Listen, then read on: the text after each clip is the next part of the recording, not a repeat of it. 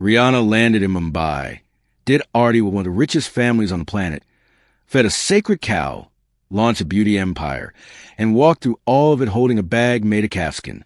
And somehow, she managed to start a cultural, spiritual, and fashion debate all at once.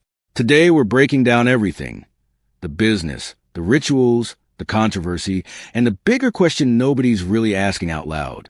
This one goes deep, so let's set the scene. April 23rd, 2026.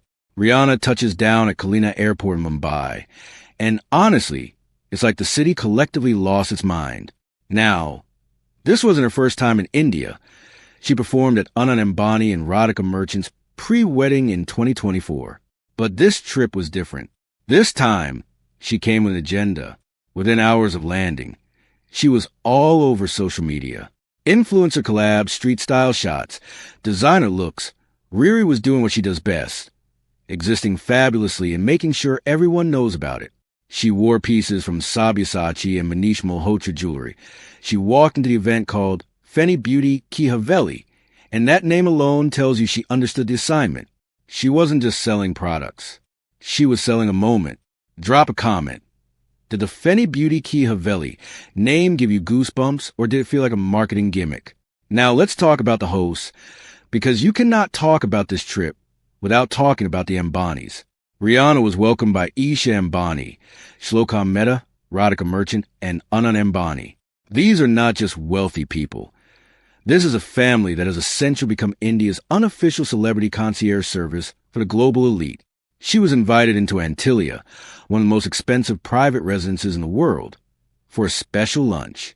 And while she was there, she participated in Aarti, Full Ki Holi and Puja, full immersion in Sanatani traditions. And look visually, it was beautiful, genuinely. Seeing a global icon respectfully engage with a culture that isn't hers is something a lot of people appreciated. But here's the thing. Rihanna isn't the first one the Ambanis have done this with. Lionel Messi, the Kardashians, Mark Zuckerberg, Bill Gates, the list goes on. The Ambanis have essentially become the gateway between India and global celebrity culture. And every time a big name comes through, they participate in the rituals, they post the pictures, they trend worldwide. Is that organic culture exchange, or is it a choreographed PR play? I'll let you sit with that. And while you're sitting, drop your take in the comments.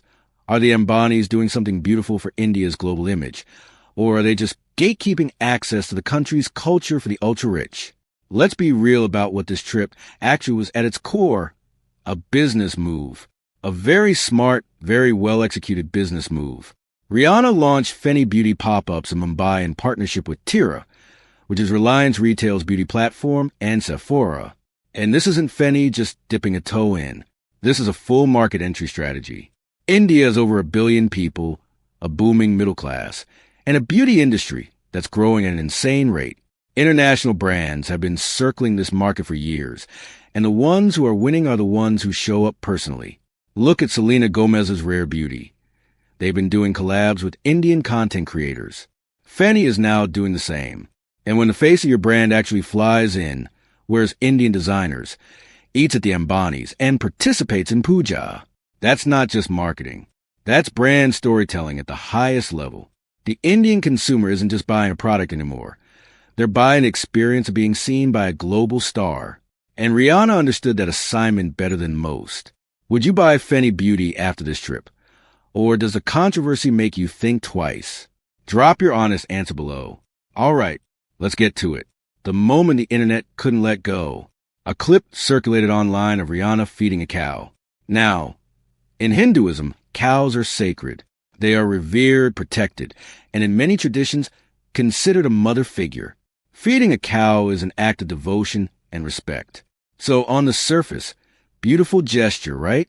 Except the bag she was carrying, confirmed by the Dior website, is made of calfskin, baby cow leather. And when people put those two images together, the reaction was instant. Feed the cow. We're the cow. That phrase started circulating everywhere. Memes, threads, comment sections. It spread fast. Now here's where it gets nuanced. Rihanna didn't design the bag. She probably didn't wake up that morning thinking, let me make a statement about bovine ethics. She put on a designer bag, like she does every day, and attended a cultural event.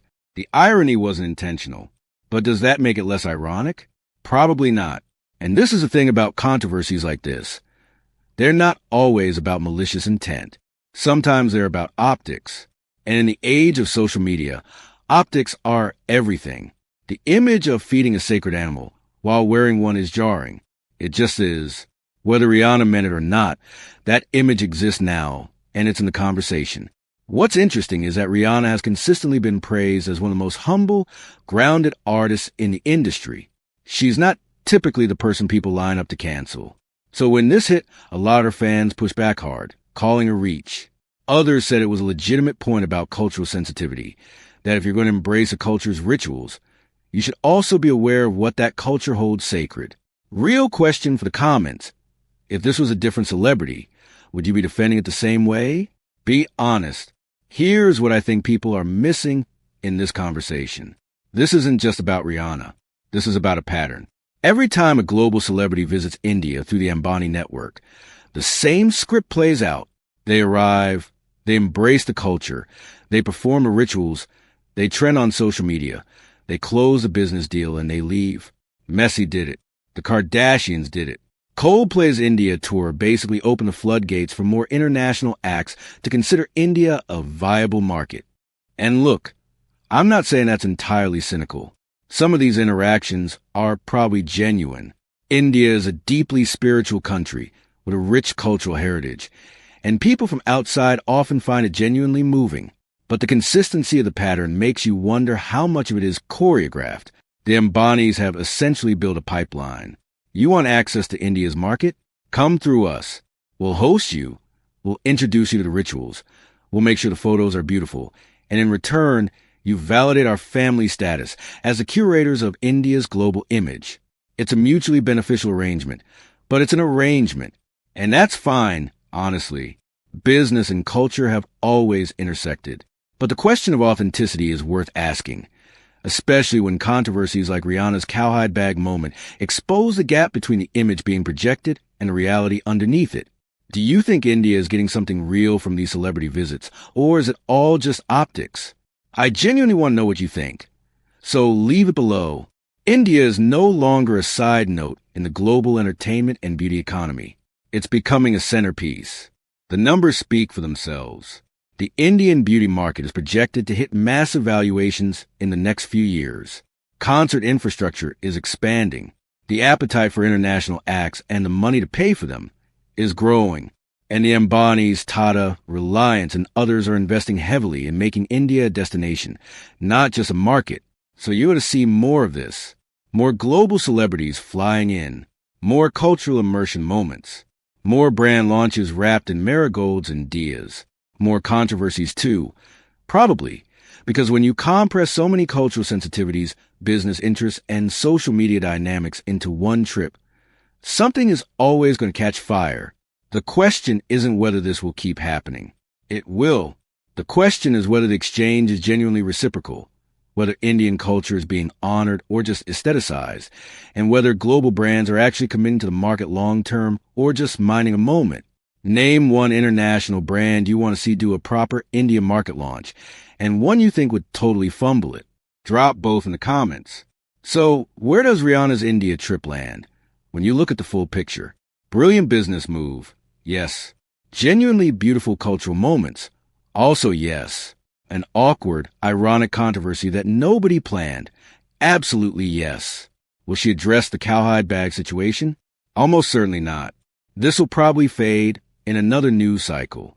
But the conversation it sparked about authenticity, about cultural sensitivity, about who gets engaged with the culture and how, that conversation isn't going anywhere because India is only getting bigger on the global stage. And as more celebrities and brands come knocking, these questions are going to keep coming up.